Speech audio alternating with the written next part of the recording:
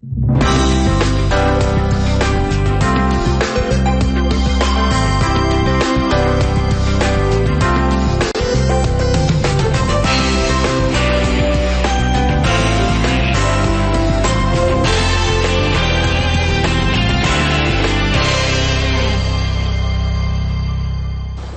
boa tarde. O programa Eclésia volta à sua companhia neste primeiro dia do ano.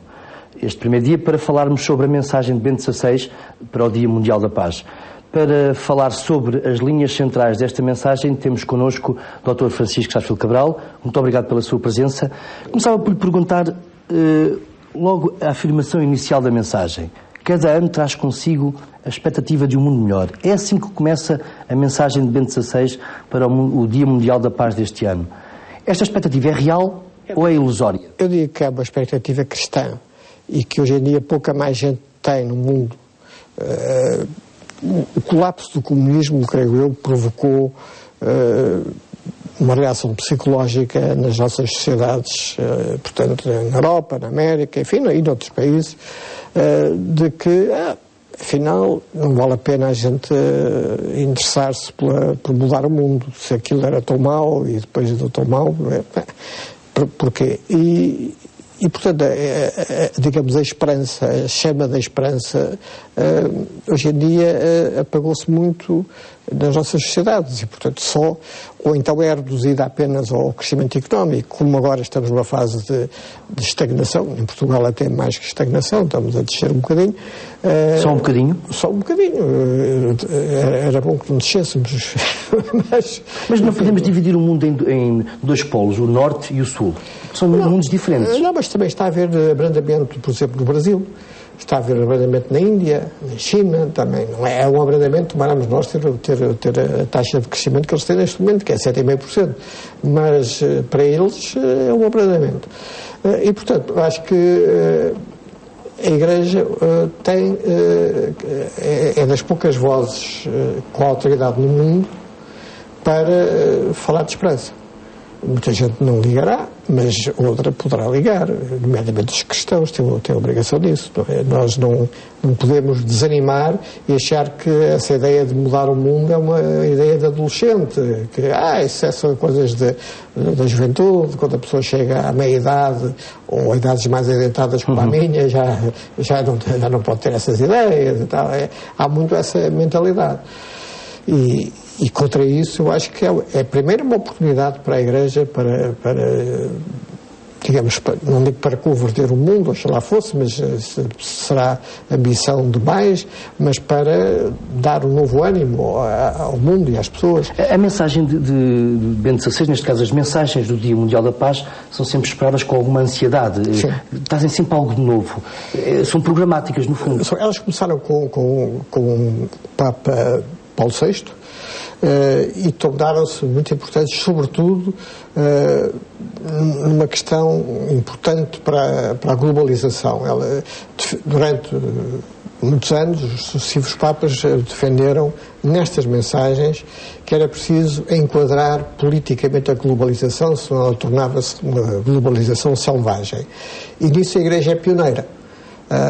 Porque há mais gente a dizer isso, naturalmente, mas a Igreja foi das primeiras vozes que se ouviram a favor de um direito internacional mais regulado, a favor já no Concílio Gaudente de Pés diz que as organizações internacionais são benfeitoras da humanidade. Isto recordemos no tempo de Bush, filho, aquele ódio que havia ao direito internacional e às organizações internacionais, e aí os papas mantiveram essa linha e agora esta também é uma... Ou seja, há assuntos do Concílio que são retomados nesta mensagem. Aliás, esta mensagem eu já lhe ouvi chamar uma mini-encíclica.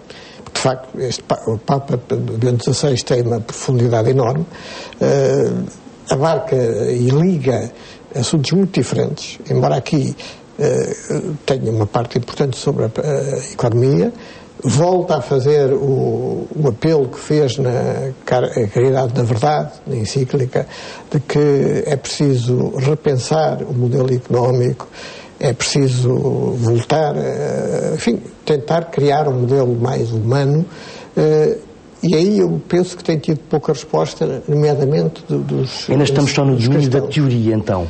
A teoria, mas quer dizer, tem que se ter ideias, mas o Papa vai para coisas muito práticas, já na encíclica Caritas in Veritate, que é, penso eu, o fundamento teológico mais profundo da doutrina social da Igreja, até agora feito, mas não fica só nessa densidade filosófica e metafísica, mas vai a muitas coisas concretas. Desde é preciso valorizar os sindicatos, mas os sindicatos têm que se atualizar. Enfim, ele não teme. Uma das coisas características deste Papa é que ele não receia os problemas, podia fugir à questão, não falar do assunto, não, mas vai diretamente às questões. É um Papa direto ao assunto. Direto, e às vezes difícil de compreender, porque as coisas dele são muito profundas, o que ele escreve, e aqui foi o caso. Não é? Acho esta mensagem notável, sobre muitos aspectos. E é um alerta, no fundo, para a Europa, que está em crise. Claro, aliás, eu acho que o Papa está particularmente preocupado com a Europa, porque a Europa é hoje em dia o continente de missão, digamos assim, é a descristianização, o relativismo, que o Papa sempre, e volta aqui a falar nisso, não é? Porque se as pessoas não têm valores claros, se tudo é mais ou menos, é porque eu faço isto porque me sinto bem com isto, eu faço aquilo, cada um... O chamado hedonismo. Hedonismo e também o relativismo, quer dizer, não há um fundamento para nada, e se não há um fundamento para nada, tudo é possível. Eu, não aqui, mas num outro texto, fala que hoje em dia há uma concepção débil da pessoa. E isso não fundamenta os direitos humanos. Há filósofos que acham que uma criança de 10 semanas tem muito menos valor do que um chimpanzé. É um assunto que ele também aborda nesta mensagem. Todos os assuntos. E, portanto... Qual é o assunto que destaca neste documento? Eu, como estou mais virado para as coisas económicas, vejo neste documento afirmações severas sobre, digamos, a falta de ética que tem havido no mundo económico. E o Papa já disse isso várias vezes, toda a gente já percebeu que a crise começou em 2007 nos Estados Unidos, foi basicamente provocada pela ganância do lucro, ganhar muito dinheiro muito depressa, e pela irresponsabilidade de muita gente que devia ter a obrigação de ser mais responsável, que vendeu produtos financeiros completamente abstrusos e que depois se deram, enfim, à desgraça de muita gente, pessoas e de bancos que faliram, etc. E aqui o Papa volta a falar da questão da ética. Mas passados tantos anos ainda não se conseguiu arranjar solução para estes problemas? Não, e eu até acho que se tem verificado nos últimos tempos, nos últimos meses, uma sucessão de escândalos bancários que é preocupante. Escândalos bancários nos Estados Unidos, na Grã-Bretanha, sobretudo, também na Alemanha com a Deutsche Bank, enfim, tem havido uma série de indícios de que, de facto, a cultura, ao ponto do Financial Times, que é um jornal onde o Papa escreveu um artigo, já falamos disso, que é muito engraçado, dizer que é preciso que haja uma nova cultura na gestão dos bancos e das instituições financeiras, não é só bancos. E é curioso que o Papa, poucos dias antes do Natal, e acedendo a um pedido do Financial Times, escreveu um artigo no jornal. Caso único, nunca se viu. Eu fiquei espantado quando vi aquilo, pensei que era uma entrevista ou que era uma afirmação que ele tinha feito em Roma e que eles apanhavam. Não, é um artigo assinado por ele, Bento XVI, e é um artigo em que ele incita muito aos cristãos e aos outros, enfim, mas aos cristãos, a envolverem-se no mundo. É um artigo sobre o Natal, a importância do Natal, e que o Natal pode ser uma luz para as pessoas, mas não é uma evasão. Isto é, a religião não é para ele uma fuga à realidade, não, é pelo contrário, tem que se envolver na realidade. E depois dá três exemplos muito engraçados, sejam as pessoas no Parlamento ou na Bolsa, que é uma coisa, na Bolsa, o que é que tem a ver a Bolsa com a religião? Não, mas tem a ver. Quer dizer que ele está a par do que acontece no mundo, está a par, e no mundo financeiro, neste caso concreto. Está a par e está preocupado também e, enfim, e apela à consciência das pessoas, não é? Enfim, até agora não vi. Uma coisa que me deixou bastante surpreendido e escandalizado foi ver que alguns presidentes de bancos e grandes gestores de bancos e outras instituições financeiras que tinham sido salvas da falência pelo dinheiro dos contribuintes, a seguir vieram reclamar prémios astronómicos, que é verdade que estava no contrato, mas quer dizer, elementar decência, prescindirem disso. Infelizmente, não houve que o presidente do Royal Standard, Royal Bank of Scotland, que é um grande banco britânico, que foi forçado a prescindir do prémio por causa da reação popular. No fundo, há pessoas que souberam rejeitar esses prémios a que tinham direito, mas vou-lhe falar de outro prémio, que é o Prémio Nobel da Paz de 2012, que foi entregue, neste caso, à União Europeia. Um prémio justo? Bom, é um prémio controverso, como tinha sido o de Obama, porque não tinha tido ainda tempo para ser considerado. O Prémio Nobel da Paz foi ao fim de um ano e meio, coisa que eu vou... De eleição, sim. De eleição. Eu julgo que este prémio à União Europeia é mais um incentivo para o futuro do que outra coisa. A União Europeia está a atravessar uma crise muito grave, penso eu, porque o chamado euroceticismo tem aumentado entre os europeus. Os bispos da COMES, que são os bispos, enfim, dos países da União Europeia, que trabalham com a União Europeia, já alertaram para isso, para a decadência que está em perspectiva na União Europeia. Também é eurocético? Não sou eurocético. Eu era muito euro-entusiasta. Hoje em dia sou um euro desiludido, digamos assim, porque acho que houve muita coisa que falhou, nomeadamente o envolvimento das pessoas. Isto é, por exemplo, para dar um exemplo muito concreto, o Parlamento Europeu era eleito inicialmente pelos Parlamentos Nacionais. A partir de 1979 começou a ser eleito pelas pessoas todas, se faz universal nos vários países membros. Pois, de eleição para eleição, desde essa altura, a abstenção só tem crescido. Portanto, o Parlamento Europeu não lhes diz nada, ou então aproveitam as eleições para o Parlamento Europeu, como cá acontece, e acontece em outros países, para discutir problemas internos e para voto. Deixaram de acreditar nos políticos europeus? Sim, os políticos europeus têm tido... Aqueles grandes cérebros que fundaram a União Europeia desapareceram? E não tem havido líderes, digamos, equivalentes, tirando talvez Mário Monti, que agora está num papel diferente, mas que está a revelar uma pessoa de grande capacidade. E esses alertas também aparecem na mensagem de Bento XVI.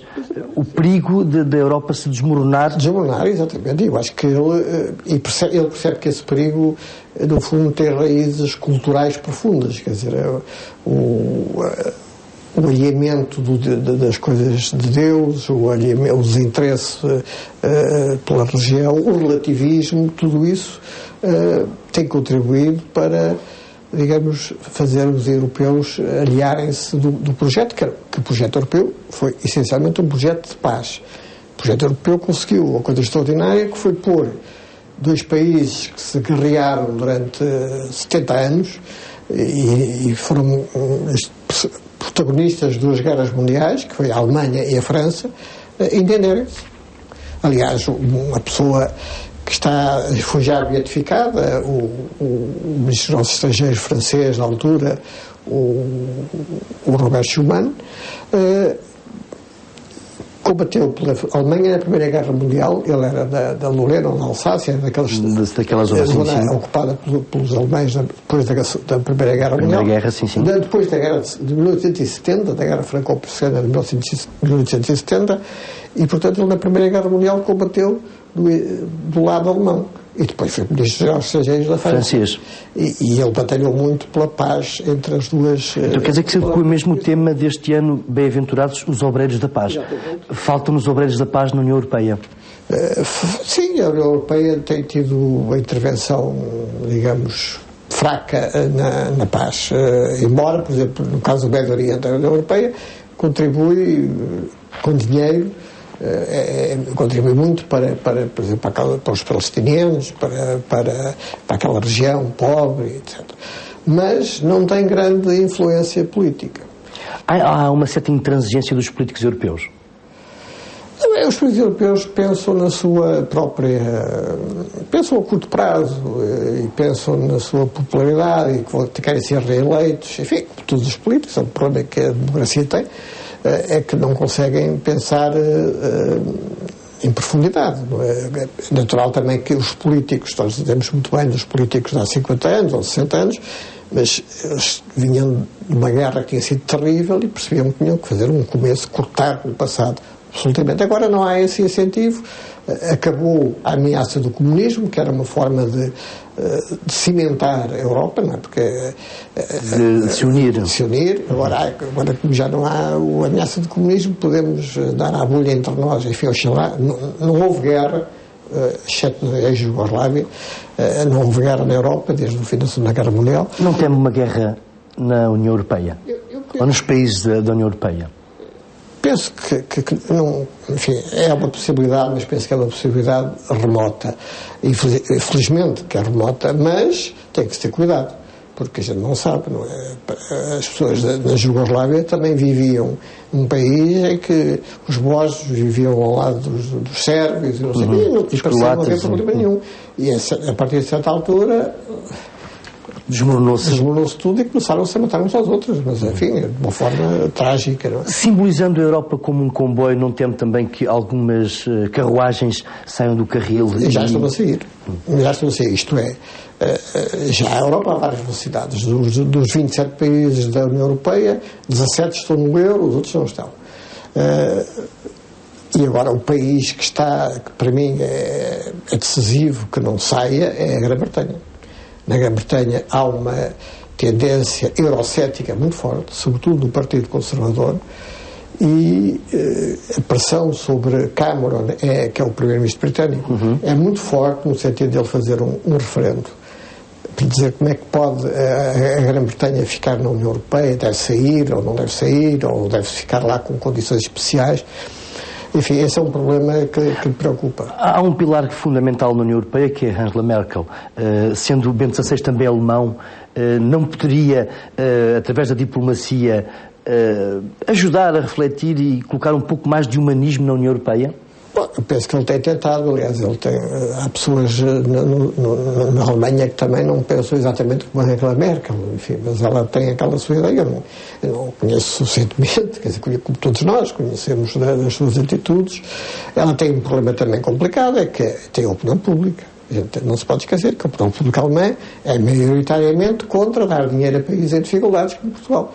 E ela, apesar de tudo, tem dado à Grécia, tem dado a Portugal, tem dado à Irlanda, e portanto ela, enfim, lentamente às vezes vem mudando de posição, mas é perigoso. A desvalorização do euro face ao dólar não seria uma das soluções para equilibrar muito mais as finanças dos países europeus?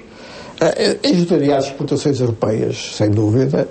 Por um lado, o euro estar alto significa que, apesar de tudo, as pessoas acreditam no euro.